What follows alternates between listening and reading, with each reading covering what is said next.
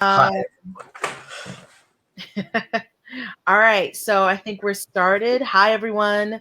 My name is Melissa Adeyemo. I am the founder and lead producer at Omineer Studios, a production company founded in New York that focuses on highlighting the work of people from the global African diaspora. I just completed my first feature, A Mofe, which premiered at the Berlinale last year, and I'm currently in development on a few projects including Dusty and Stones, a documentary about two Swaziland country singers trying to make their way in America. I'm joined here today by Russ from Brass Tacks.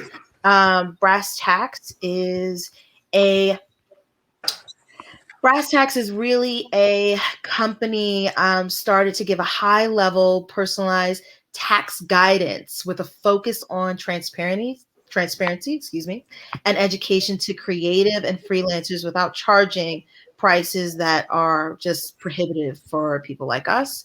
I'm going to hand over the mic to Russ, who has graciously agreed to share a presentation on some tricks, tips, and other useful information about how to prepare for this year's tax season.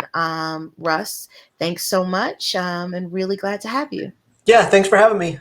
We created this tax talk to try and prevent a lot of the problems we see come into our office. If we could preempt them. Uh, for whatever reason, we all feel like we should magically know this stuff, even though we're not taught it anywhere. So we tried to create enough information and tax understanding so people just didn't get to oh my god moments in our office and at the end of tax returns, because if you owe a ton of money in taxes, it inhibits your creative freedom. Like if you're just in a hole and you have to dig your way out, then you need to take whatever job pays the most. So it stops being about what do you want to make, and it turns into like what do you have to do to get by. So I really feel like this is part of having a creative life is, learning how to do this stuff and just be responsible for it. Like we're no longer in the era, if there ever was one, when an artist could just ignore money. This is this is part of living. So this is going to be the really short, like, what do you need to know cheat sheet. And if you're doing these two main things that we're going to go over, you can stop worrying about this stuff and go back to thinking about what you like thinking about. This isn't fun, enjoyable stuff to think about. It's something we deal with because we have to. But in the end, we want to know that we're not going to get ourselves in trouble and then stop thinking about it. And it's very challenging to know when you're worrying enough. And so we try and provide that for our clients to be like, hey, this is what you have to take care of. And beyond that, don't worry about it. Like you don't have to understand every financial thing to take care of your creative business. Those are not the same thing. Cool. So I have a couple slides and presentations we'll jump back and forth between. The first key point that people should understand is that you're a business whether you make possibly whether you make a profit or not. Making a profit doesn't mean like you are a business, and not making a profit doesn't mean you're not a business. So a profit is what's left over after you take your expenses out. And I think a lot of what culture and society tells us is that it's not real until you're making money off what you're doing, or you're making all your money off what you're doing, like until you no longer have a day job. But it's important to start recognizing that when you are trying to make money as a business, that's likely when you're a business. And a lot of businesses don't make money as soon as they start. And it doesn't not make you a business just because you don't make money immediately, especially in creative fields. That's the norm. So this is the first really important thing. Don't worry about the other slides. We're going to get to the two main things. The first thing to take away that's important to remember is as soon as you make untaxed money, so money that they didn't already take taxes out before it got to you, then poof, you're a business. Like your taxes just changed entirely. Like once you're in that category, of making money untaxed or trying to make money that's not going to be taxed as an employee, you now have to report all your expenses also. So let's say you got paid $100,000 for a movie you just sold, but you spent $95,000 making that movie. You're only going to get taxed on the $5,000 that's left over. So the first thing to know for this stuff, part one, is keep track of your expenses during the year. So there's plenty of ways to do that. There's apps, and you can just use a spreadsheet. There's a million things. Anything you'll use consistently during the year to track your expenses is important. And it tends to give you higher expenses at the end of the year. So if anybody wants one, we have a brass taxes one that just explains what kind of things we put where, and it's a spreadsheet, and it's fine. It works. But the important thing is to use it consistently throughout the year. So you only pay taxes on your profit. It doesn't matter that you got a check for $100,000. Once you subtract all those expenses for $95,000, you're only going to pay tax on the $5,000 left over. Cool. All right. So part one, keep track of your receipts during the year. The only other thing you need to remember is how much money am I likely to owe at the end of the year, and have that amount of money. I just want to jump us over to this section. Let's blow this up a little bit.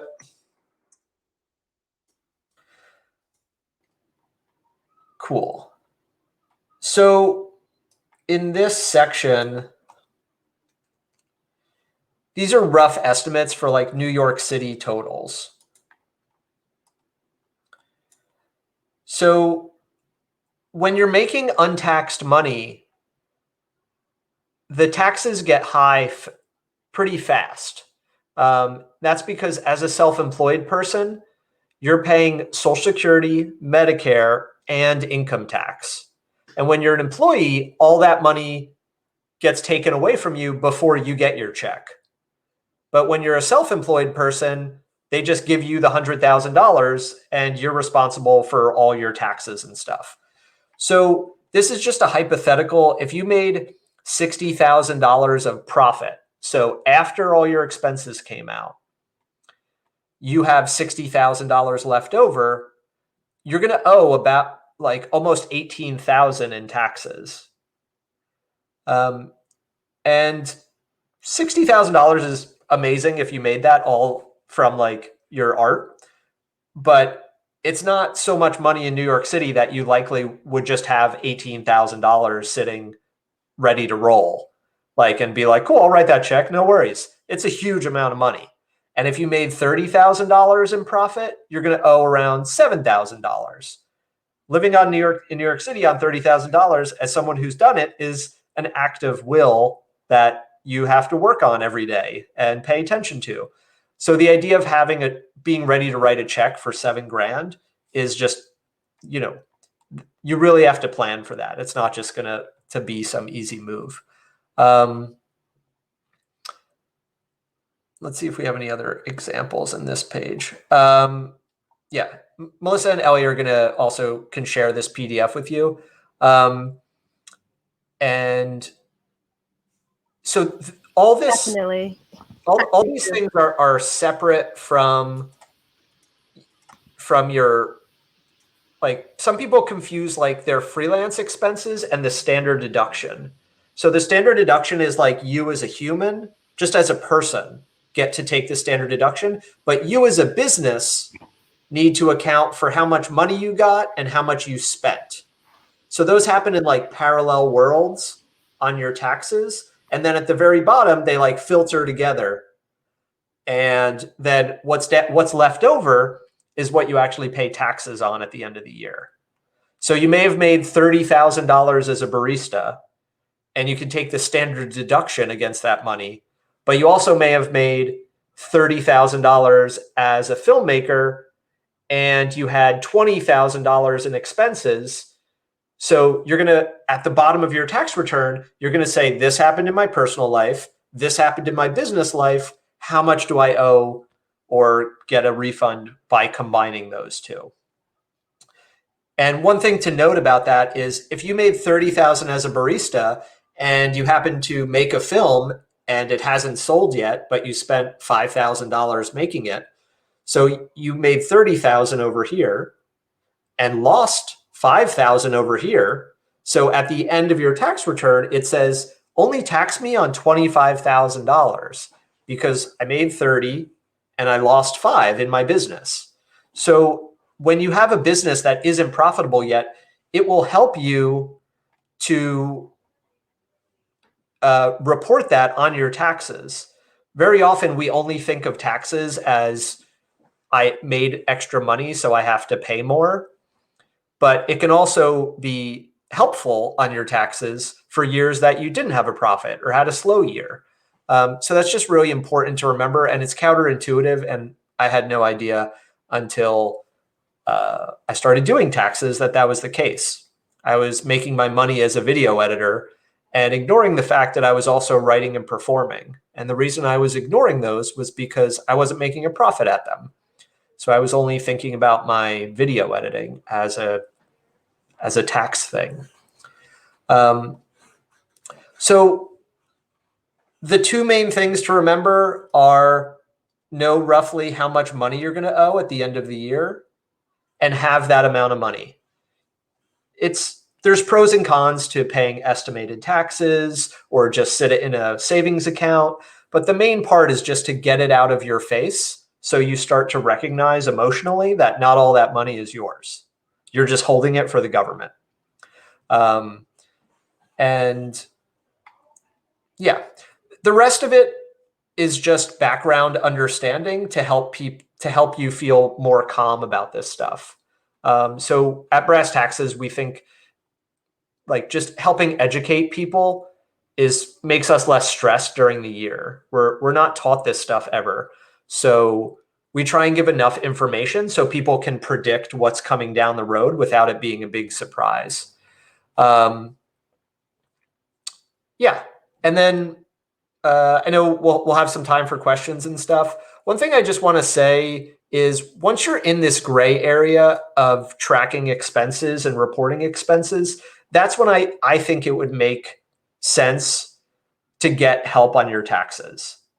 Like, as long as the person understands your industry and you feel comfortable talking to them, they should save you more than they cost or stop you from doing something that may be incorrect.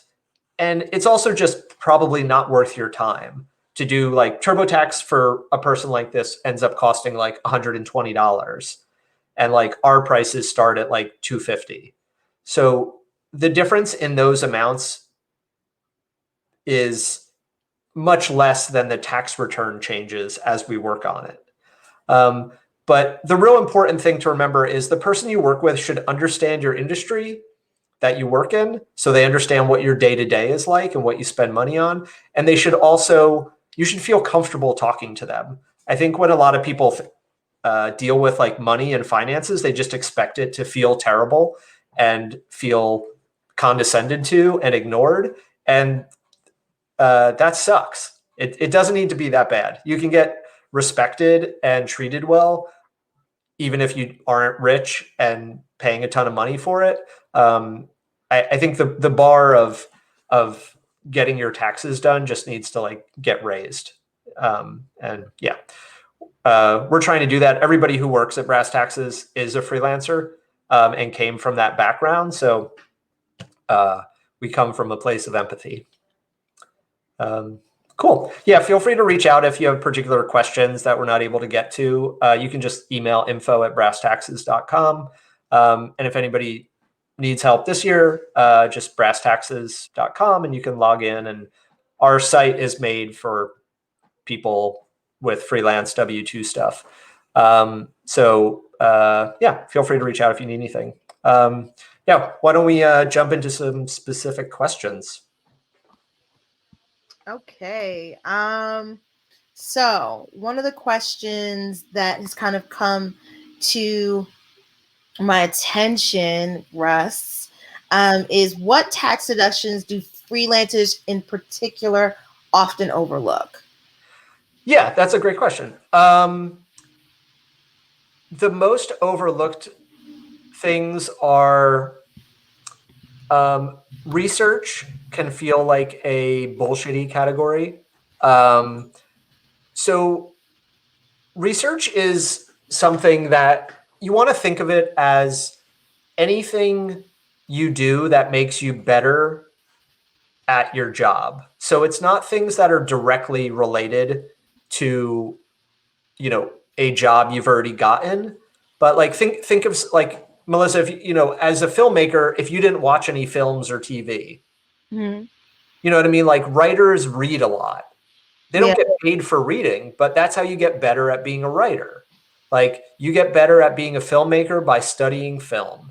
So it's like, they're absolutely. not paying Melissa to watch films, but when they drop like, you know, like some like Quentin Tarantino reference or like remember this scene and that, you have to know those references. You have to understand, So true. yeah, every movie pitch is like, it's Django with combined with Friends. Yeah. Like, it's always that. And so You're a literally good, building your movie based off of what other somebody else's movie. So yeah, being able to know what that other film is the kind of the point. yeah, and that's part of the pitch. Yeah. So, even to know where the industry is headed, like, uh, like Marvel films have a specific editing style. Like, so if you're pitching somebody who's involved with those films, you want to be ready to speak on that. So a good test is, would I be as good at my job without X? And, you know, part of what we do as tax advisors is say like, okay, like tell me what's in there, and we can tell whether people are getting a little too aggressive or a little too conservative. But that's what we're good at because we do this hundreds of times a year. um, but generally we'd like our clients to err on the side of include it and let's talk about it. um, Got it. Once you're reporting business expenses, you're outside of the world where you can just type things in. It's like you're in the gray area now where it's a tax position. You're no longer in the black and white world of just typing in numbers and getting a result.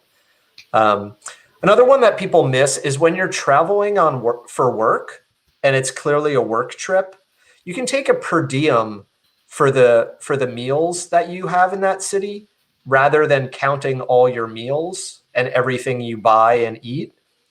And the per diem is always higher than what self-employed people spend because it was created for like business people that are using somebody else's corporate card. Yes. So the reason the IRS created that per diem is because in the off chance that you're ever audited, they don't want to look at every like scone and coffee and lunch that you had for like a 3-week trip. They're just like, what city were you in? Cool, Seattle. And like, how are you going to prove that you were on a work trip? Okay, cool. You were working on this film. Here's the film.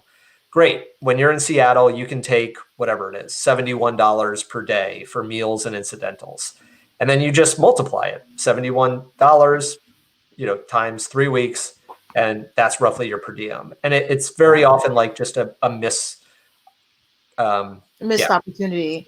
Yeah. So when you're going through your expenses on the Brass Taxes site, we remind you of stuff like that, but it's the kind of thing you just wouldn't think of because it's a weird tax rule.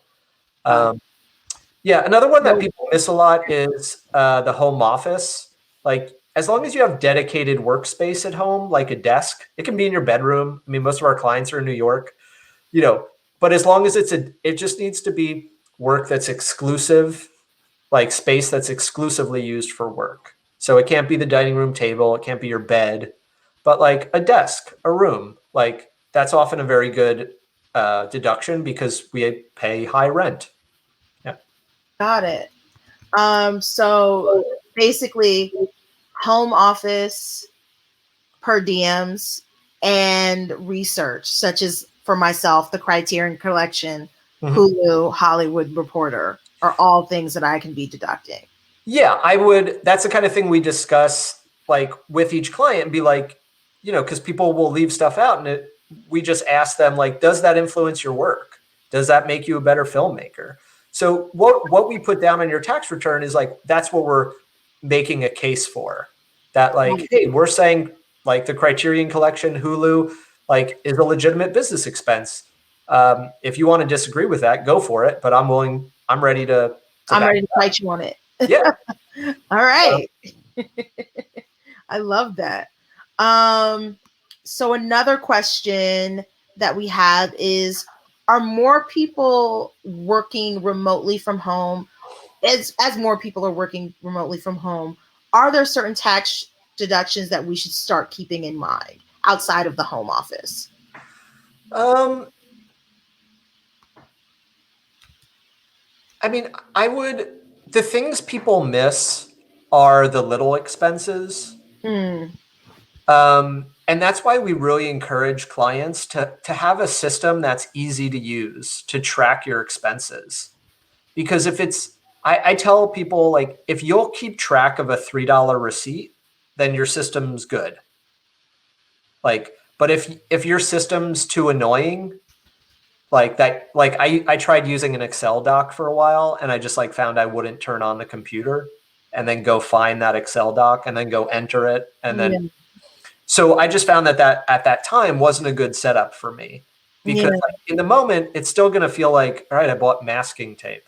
Like, you're not like, I just bought a MacBook Pro. It's not a big purchase, but we spend $3 hundreds of times during the year. Like, like stuff like, and for your home office, like an HDMI cable, like this thing, like there's such small little things, and like a new cell phone case, like these things where like it doesn't hit as significant in the moment, but when you add it all over the course of the year, you're talking about like hundreds and thousands of dollars. So that's why it's important that you have an easy system to track this stuff, because you're not, in the end, we want to deal with this stuff as little as possible. So be honest with yourself and make it as easy as possible. And, I'm not going to suddenly turn into the kind of person who loves spreadsheets. Like, that's just not reality. So, I had to find a system that worked for my personality. There's no perfect system for everybody. Got it. So what if your system is basically going by what you charge on your charge card? Is that something that can be considered a viable system? I do recommend having a card or an account that you just use for business stuff. Okay. Just because it means that in the moment you made a choice. You're like, is this business or is this personal? So if you chose business, like your brain in the present moment is the best at organizing. So at least you made that decision, and then when you want to see all your business stuff, you know to go right here. Got it. And so if you have, like, if all your income and all your expenses are on that card, excuse me, then your process of getting all your stuff together is going to be easier.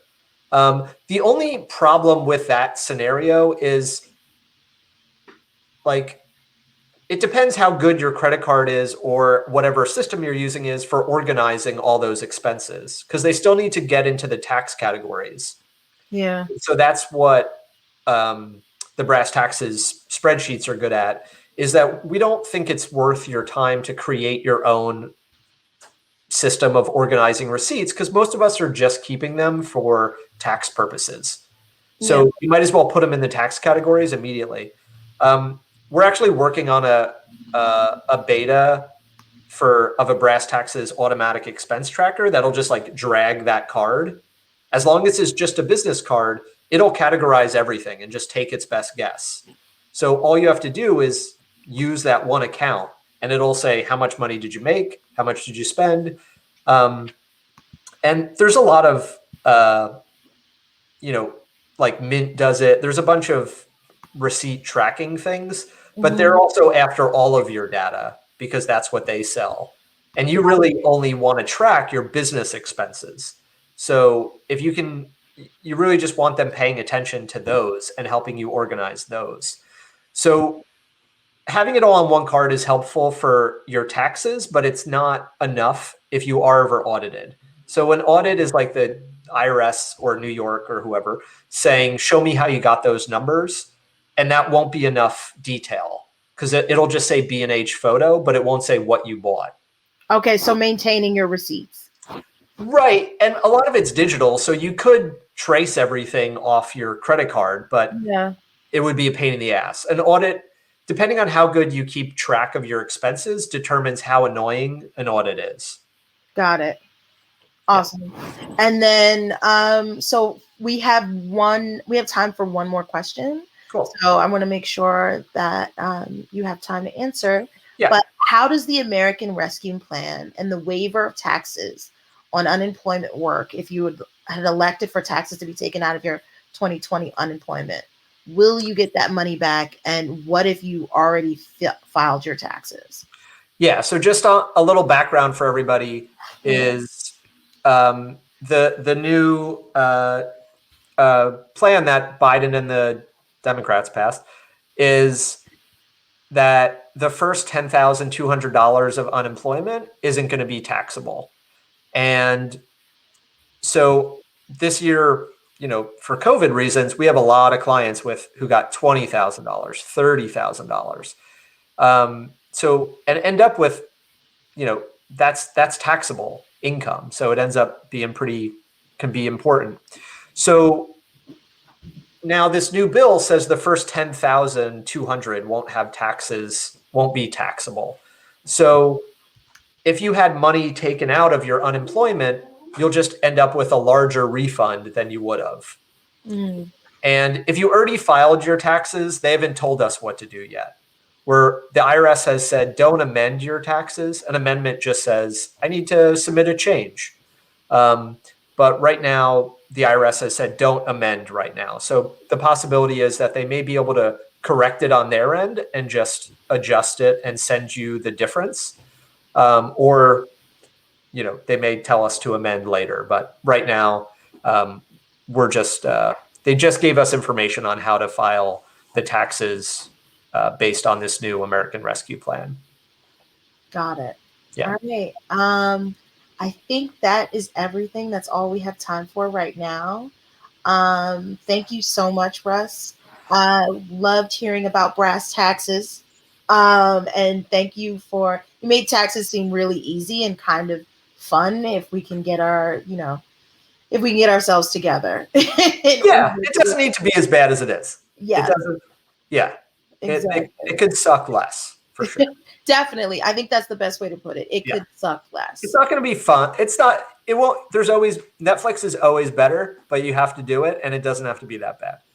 Excellent. Yeah. Well, thank you again. Thanks for having me. Huh? Thanks for having me. Of course. Have a good one. Thanks everybody for joining us and have a good one. Bye. Bye, everyone.